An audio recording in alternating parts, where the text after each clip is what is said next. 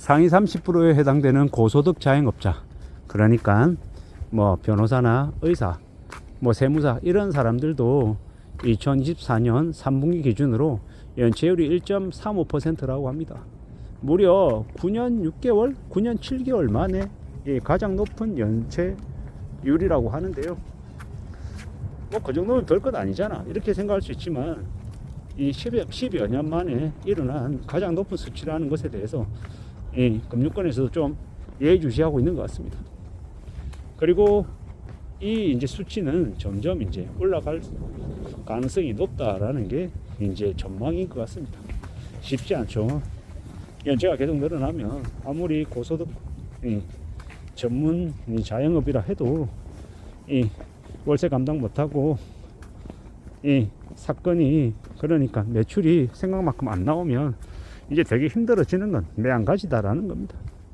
모르긴 몰라도 이 자신의 지식을 팔아서 이렇게 영업을 하는 곳이라서 상대적으로 식당이나 다른 뭐 원재료가 들어간 것에 비해서는 이 투자 비용이 초기 투자 비용이 적을 수는 있지만 그럼에도 불구하고 불황을 비껴갈 수는 없나 봅니다.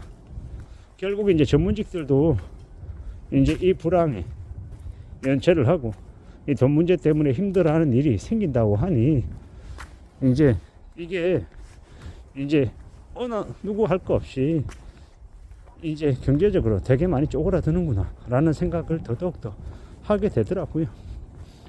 결국은 스스로 위축이 되고 스스로 쪼그라드는 건 부인할 수 없는 사실인 것 같습니다. 그래서 사람들이 극단적으로 돈을 안 쓰나 봅니다. 당장 저만 하더라도 저도 이제 돈 쓸 엄두가 안 나죠. 겁이 더럭 나는 거예요. 제가 이제 물건 어디에 살까 하고 당근마켓만 열심히 보고 있는 겁니다. 당근마켓 열심히 아식스 운동화 보고 있습니다. 실제로 구매하고 밖에서 신지도 않은, 그러니까 한번 신어만 본 신발들 뭐 12만원에 파는 거 한번 신어봤습니다 이러면서 6만원 뭐 7만원 이렇게 내놓는 상품들이 적지 않습니다. 저 이제 그거 쳐다보고 있는 겁니다. 왜냐, 아니 그렇게 사면 거의 이 새 거 사는 거에 비해서 거의 반값이니까요.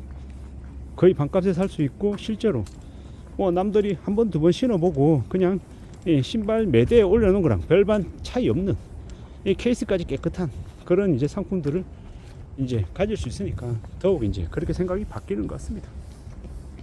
더욱더 실리적으로 바뀐다고 봐야죠. 이제 그렇게 살아가는 삶의 모습이 당연한 거다라고 이제 생각하게 되는 것 같습니다. 살아가는 이 지금의 시대가 더 빡빡하구나, 더 힘들구나 라는 생각을 더 이제 많이 하게 되는 것 같습니다. 세상 살아가는 게 참으로 쉽지 않구나, 어렵구나 라는 생각을 점점 이제 하게 되는 거죠. 어떻게 살아가야 되겠습니까? 이제 저 같은 사람들, 되게 평범하게 보통의 사람들이 이 소비를 극단적으로 줄일 수밖에 없다라는 것. 그게 이제 앞으로 대세가 되면 이제 한국의 엄청난 이 경제적인 이 폭풍을 피할 수는 없는 것 같습니다.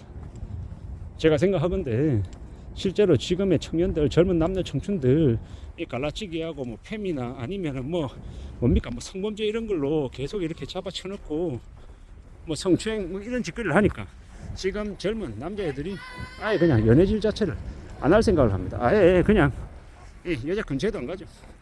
이러다 보면 나중에 게임이나 하고 혼자 뭐 여행이나 다니고 혼자 뭐 헬스클럽 다니고 담배 안 피고 술 안 마시고 되게 건전하게 살면서 그냥 이런 각오로 그냥 자기 혼자 잘 먹고 잘 살려고 이렇게 마음이 바뀌면 나중에 어떻게 되겠습니까? 출산율, 결혼율 떨어지고 출산율 떨어지고 더욱더 이제 우리네 소비시장이, 내수시장이 더 빨리 급감하는 거죠. 되게 무서운 일들이 벌어지는 것 같습니다. 그러면 이제 나중에 일본처럼 연애하라 그러고 뭐 소개팅 뭐 단체 미팅하는 그런 이제 공공 행사들이 이제 열리고 막 이렇게 바뀌어가겠죠. 지금의 이놈의 나라는 기득권들, 저기 뭐 사회단체들 아니면 이 여성단체 뭐 이런 년놈들이 전부 다 자기 해쳐먹을 궁리만 하다 보니까 사람들을 전부 다 이 혐오하고 거리두고 아예 그냥 서로를 믿지 못하게 만들어놨어요. 특히나 젊은 애들 데리고 말입니다. 이 신혼부부들은 영끌하게 만들어가지고 부동산 대출로 되게 허덕이며 살게 만들어놨고, 할 리가 없게 만들고, 그런 거 보면서 결혼하지 않은, 연애하지 않은 다른 이제 청년들이 아, 결혼하면 큰일 나는구나. 결혼해가지고 저렇게 연끌해가지고 주택담보대출 40년 갚으려고 하면 정말 일개미처럼 일만 하며 살아야 되는구나. 나 저렇게 안 살래.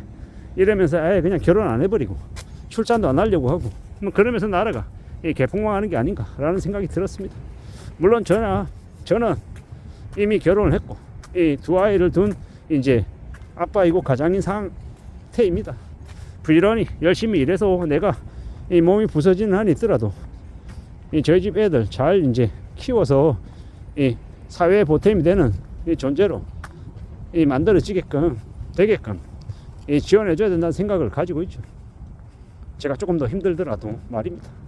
근데 지금의 청년들에게 과연 그렇게 저조차도 얘기 못 하겠는데요. 지금의 시국은 이 집값 너무 비싸고 교육 문제든 아니면은 뭐 양질의 일자리 문제든 되게 이제 힘든 상황이다 보니까 참 막막한 거죠.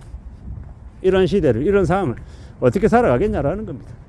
이 부모된 입장에서 참 저희 집 애들도 이제 앞으로 어떻게 살아가게 되려나 라는 걱정이 안 될 수 없는 겁니다. 이런 험난한 시대를 과연 지금의 청년들이 어떻게 살아갈 수 있을까, 이 걱정이 이제 앞서는 거죠. 저더라도 저의 이제 아래 세대들은 좀 그래도 덜 힘들게 살아야 될 텐데 라는 걱정이 많이 되는 겁니다.